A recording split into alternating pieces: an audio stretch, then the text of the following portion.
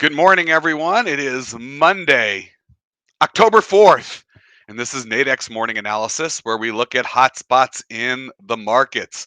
My name is Todd Rich. I am with Nadex. With me from Keep Trading Simple is Brian Caprice. Before Brian and I jump into it, we do need to share this disclaimer that trading involves risk and may not be appropriate for everyone, that any trading decisions you make are solely your responsibility and at your own risk.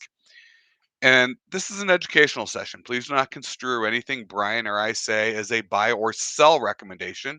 We're doing this for your education purposes. Now, it is a little bit of a slow Monday morning as we start October, always the scariest month of the year, not just from Halloween, but also because it's when the stock market has tended to see its biggest challenges. For today, what is the hot spot that we're really seeing? And what we're seeing is dollar weakness. We've been seeing some dollar weakness since the European session opened. You could see it here with the dollar Swiss franc. I mean, a bit of a parabolic move almost. At some point, Brian and I were saying, hey, we're going to see this probably base and maybe turn around a little bit. It's been sort of a standard to see the Europeans sell the dollar and then to see dollar strength come back during the US session. And oddly enough, we're actually just now starting to see a little bit of a green candle, the first green we've seen in the dollar in the dollar Swiss all night long. We've also going to take a look over at the pound dollar, where the chart obviously is going the other direction, as well as the euro US dollar. So today's going to be the dollar seems to be what's volatile today. So that's where we want to keep our eye on that. And then we'll probably take a quick peek maybe over some of the equities. They're all looking to open slightly in the red, but we'll see how it goes and how timing goes. So, Brian, with that, let me flip it over to you and let's talk about why the dollar is maybe seeing some weakness overnight, where on the charts we might potentially see some reversals. Yeah, it's been a common trend we've seen going in. We see one trend Monday morning, and then the U.S. trader comes online and tends to reverse it. I think it's happened like 7 or 8 weeks in a row now. And again, even then, when there was a break, it's been happening really the last 3 4 months. Again, and it makes sense. There are no U.S. traders or no dollar traders to be able to enforce that. The European trader group can do whatever they want with the dollar. And then again, there's that battleground between really, I'd say about 8:30, 9 o'clock ish, right around now is when they start coming online. Till about noon until the Europeans are out, and then we get to kind of do what we want with the dollar after the fact. And again, that's why they always talk about how there are three trading sessions: the European, the US, and then there's the Asian session. And you tend to have a lot of movement in one, and then the other two tend to retrace and then reset. And there's actually entire trading strategies out there based off of those three. So far right now, as Todd said, you were seeing basically dollar weakness.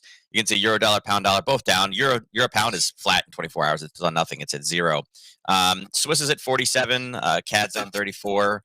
Aussie dollar up 38. So it's pretty standard across the board.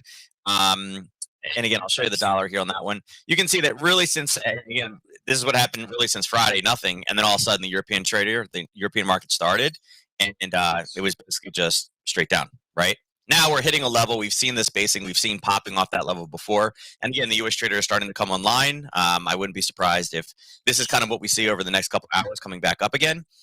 And you're already starting to see a little bit of a green candle kind of kick on that one. Again, this is the dollar index. Another thing to watch out for today, and again, this will kind of affect the dollar, is all the OPEC meetings. I've pulled it up. OPEC and OPEC Plus are meeting today, and they're talking, and basically the big to do about it is, what do we do with production cuts, right? Here's some of the headlines so far. There's been no talks around easing the 800,000 in November, right?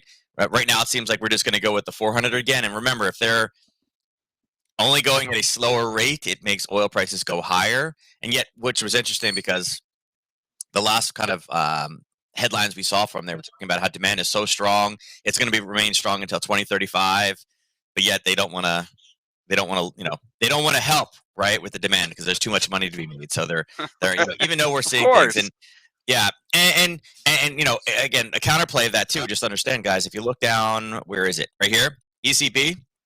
The Delta variant hasn't had the expected impact. So remember, everything was Delta, Delta, Delta. It hasn't been affected so far. And again, I think that really is going to play in today. And actually, I saw another article that it says new cases are down 35% since September 1 for COVID in the United States, and actually down globally. And again, remember, September was the 2-month mark. Remember, you guys, there was that 2-month cycle where the UK did it in a month and a half, and they were saying that Delta has a strange cycle that it's a month and a half to 2.5 months, and then cases kind of just disappear. I'm not sure why, but it just keeps happening. Well, guess what had happened? So we're down 35% if you look at the cases right now, even with kids going back to school. So that is all positive news. And again, that's a reason why we could see a reversal in this dollar today. So, you mentioned the dollar Swiss. There's the dollar Swiss coming down. You can see we're starting to paint a green candle here. And this is an area we had it marked off. We were hoping that we get a smooth grind down. And we're looking for kind of a Harry Potter because I spent a lot of time here.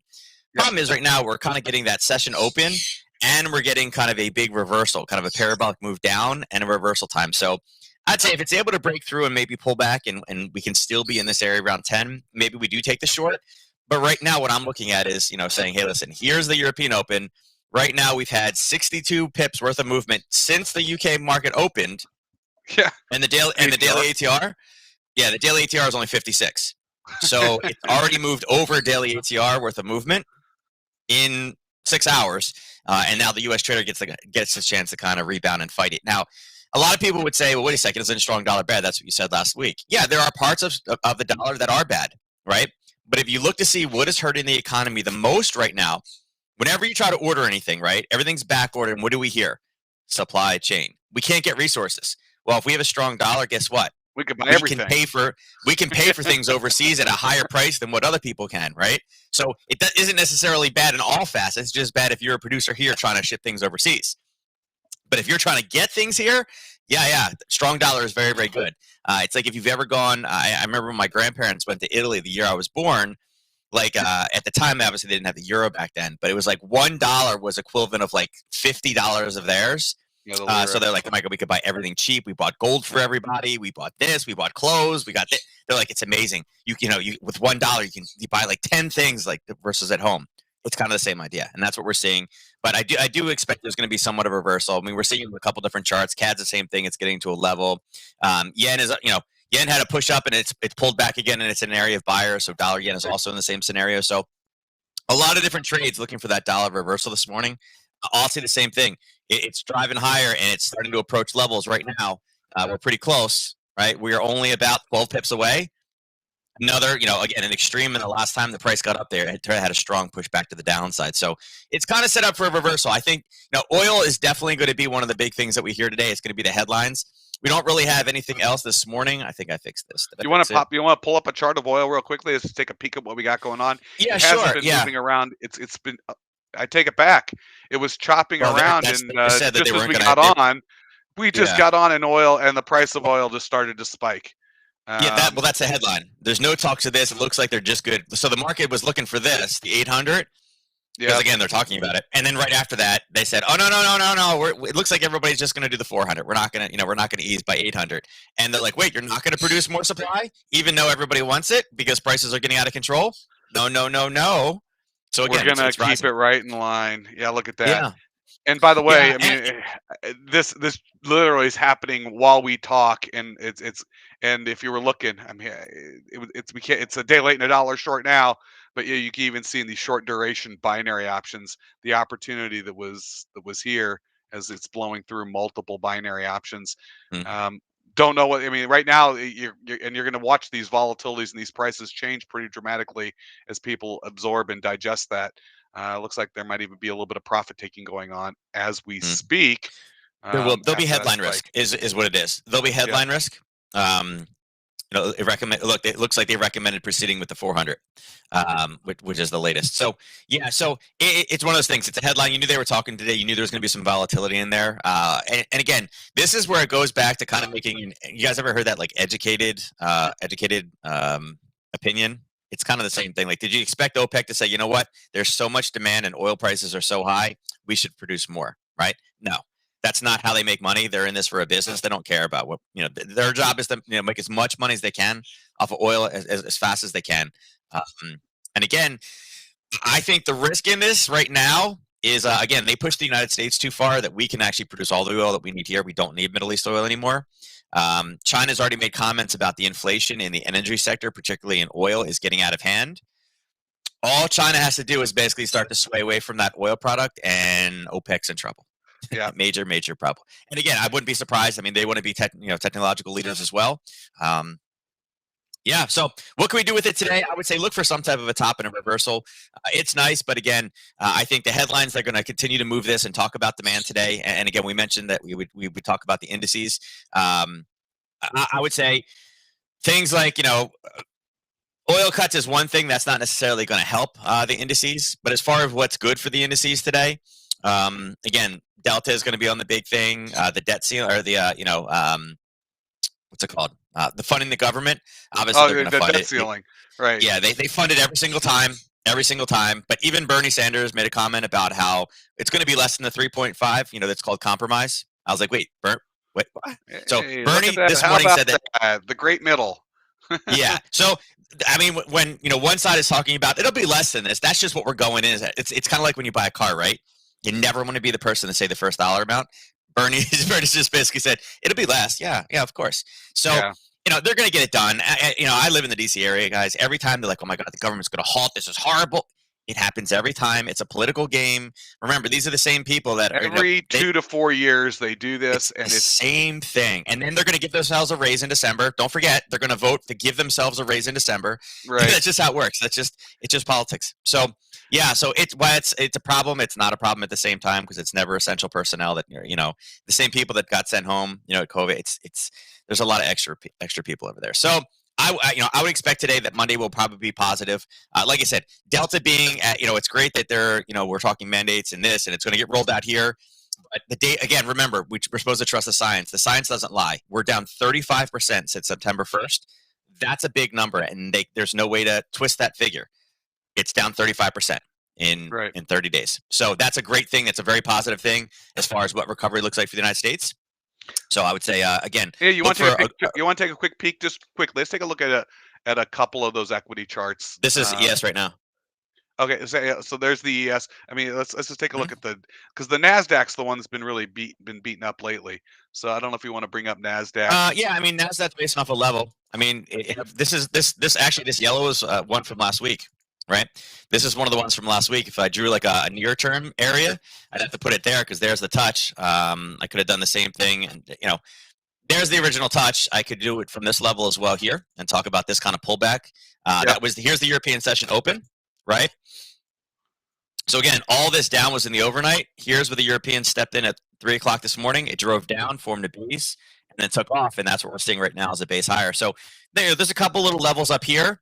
But again, this is what we've seen. Monday morning, we have one trend, and then once the traders, the U.S.